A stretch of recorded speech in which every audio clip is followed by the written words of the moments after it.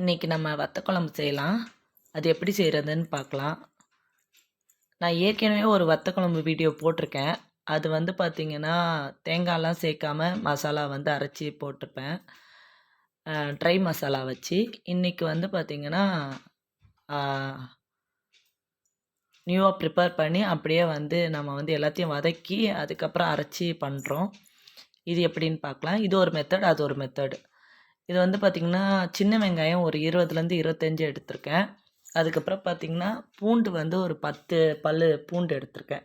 இது ரெண்டையும் வந்து ஒரு ஸ்பூன் எண்ணெய் விட்டு அது நல்லா அதாவது வதக்கிற அளவுக்கு எண்ணெய் விட்டு நல்லா வதக்கி எடுத்துக்கணும்.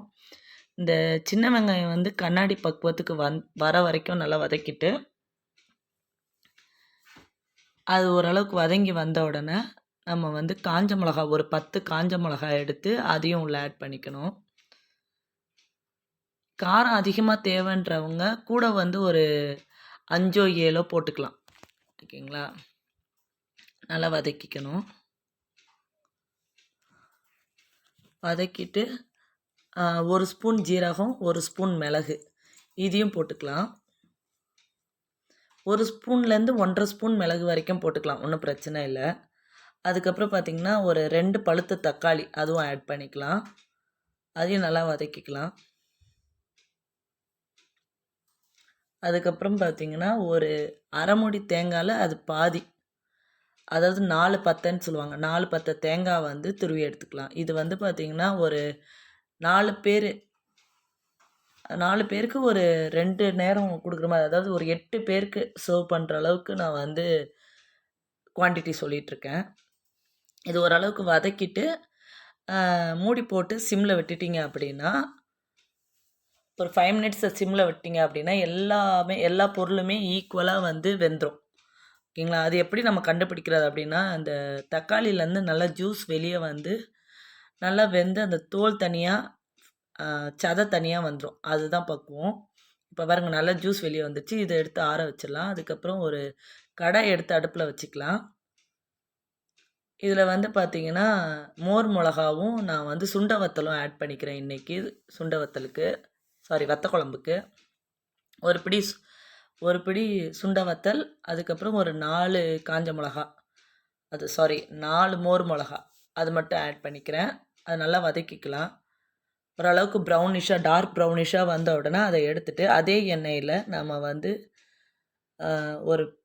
நான் வந்து இன்றைக்கி பெரிய வெங்காயம் பொடி பொடியாக கட் பண்ணி ஆட் பண்ணிக்கிறேன். அதுக்கு பதிலாக சின்ன வெங்காயமே வந்து முழுசாக போட்டு கூட செய்யலாம். ஓகேங்களா?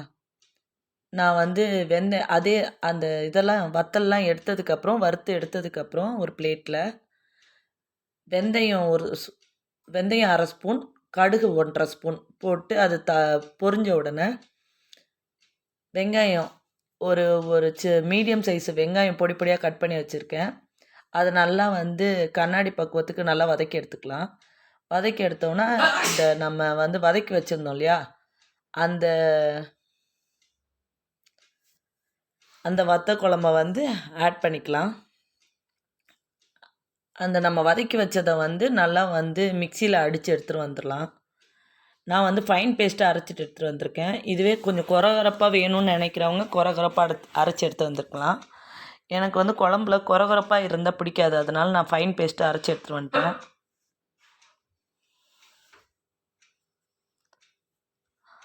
அதை ஆட் பண்ணிவிட்டு தேவையான அளவுக்கு தண்ணி விட்டுட்டு இதில் வந்து நான் மல்லித்தூள், மஞ்சள் தூள் ஆட் பண்ணல.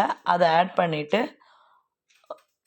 உப்பு யாருக்காவது தேவைன்னா ஆட் பண்ணிக்கோங்க. நான் உப்பு ஆட் பண்ணல, இதுலேயே வந்து உப்பு அதிகமாக இருக்கும் அப்படின்றனால ஆட் பண்ணல. இதை கொதிக்க விட்டுறலாம். இது ஒரு கொதி வந்ததுக்கப்புறம் நம்ம வந்து வறுத்து வச்ச அந்த சுண்ட வத்தலும் மோர் மிளகாவும் போட்டுடலாம். இப்போ ஒரு 5 to 10 மினிட்ஸ் நல்லா கொதிக்கட்டும். கொதித்து நல்லா வந்து வற்றி அந்த எண்ணெய் நல்லா மேலே பிரிஞ்சு வரணும். எண்ணெய் நல்லா மேலே பிரிஞ்சு வர்றது தான் பக்குவம். பிரிஞ்சு வந்ததுக்கப்புறம் திரும்ப வந்து ஒரு 5 மினிட்ஸ் அப்படியே சிம்மில் விட்டுருங்க. விட்டுட்டிங்க அப்படின்னா அழகாக அது திக்காகி நல்லா வந்து ஃப்ளேவரிஷாக நல்லா டேஸ்ட்டாக வந்துடும். இது செஞ்ச உடனே சாப்பிட்றத விட செஞ்சுட்டு ஒரு 1/2 ஹவர்லேருந்து 1 ஹவர் கழித்து நீங்கள் சாப்பிட்டீங்க அப்படின்னா அந்த சுண்ட வத்தலில் இருக்கிற உப்புலாம் வந்து நல்லா குழம்புல இறங்கி குழம்பு வந்து நல்லா டேஸ்ட்டாக ஆகிடும். பாருங்கள், இப்போவே நல்லா எண்ணெய்லாம் பிரிஞ்சு வந்து அது கலர்லாம் எப்படி மாறிடுச்சுன்ட்டு. ஓகே, அவ்வளோதான். குழம்பு ரெடி ஆகிடுச்சு. இதுதான் கரெக்டான பக்குவம். இந்த பக்குவத்தில் வேணுனாலும் எடுத்துக்கலாம். இது ஓரளவுக்கு லிக்விடாக இருக்குது. இதை விடையும் கொஞ்சம் திக்காக வேணுன்றவங்க அப்படியே இந்த டைமில் வந்து ஒரு மூடி போட்டு வச்சிட்டிங்க அப்படின்னா, மூடி போட்டு ஒரு 5 மினிட்ஸ் விட்டுட்டிங்க அப்படின்னா கரெக்டாக ரெடி ஆகிடும். ஒரு 5 மினிட்ஸ் கழித்து வந்து பார்த்தோன்னா சூப்பராக ரெடி ஆகிடுச்சு பாருங்கள்.